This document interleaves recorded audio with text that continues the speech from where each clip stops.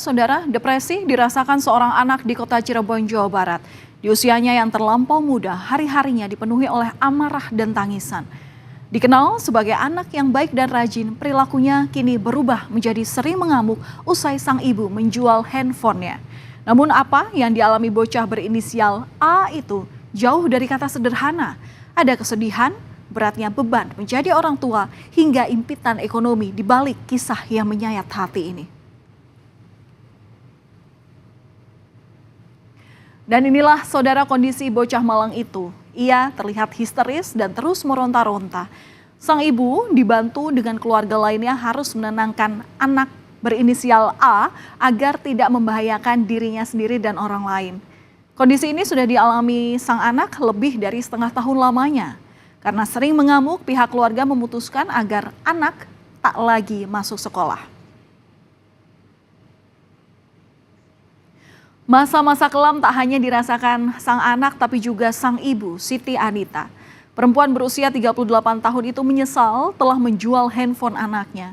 Namun Anita terpaksa mengambil langkah berat itu untuk bisa makan sehari-hari. Anita tak memiliki pemasukan untuk memenuhi kebutuhan ketiga anaknya. Tak ada nafkah selama 8 bulan dari suaminya yang kini sedang bekerja sebagai kuli bangunan di luar kota.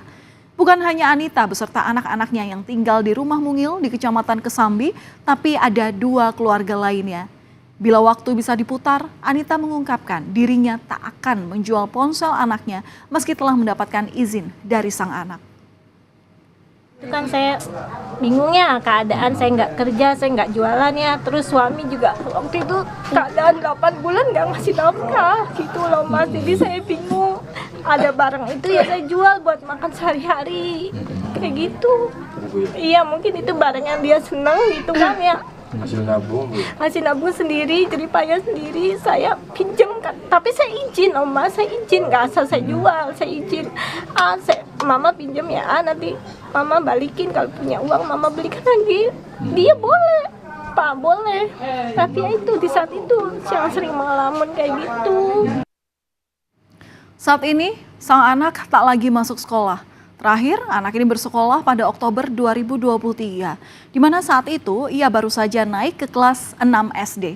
Meski demikian, pihak sekolah selalu memantau perkembangan anak.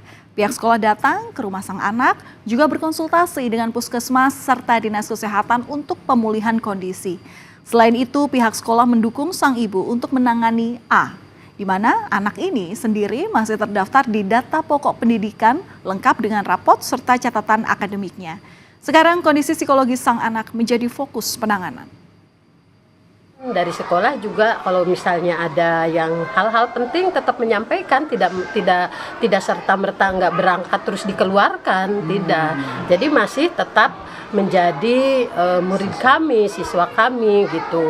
Karena kasihan kan dia masa depannya udah masih panjang, anak-anak kemudian juga udah kelas 6 gitu, kasihan kalau putus sekolah di kelas 6. Jadi kami di itu terus mensupport gitu. Kalau misalnya ada buku-buku yang memang dibutuhkan, kami kasih gitu, tetap ke rumahnya. Dukungan banyak datang dari berbagai pihak. Warga di sekitar rumah ini menaruh perhatian lebih. Sejumlah tetangga pernah memberi hadiah sepeda untuk si anak. Sepeda itu dibeli dari hasil patungan swadaya warga di sekitar kediaman.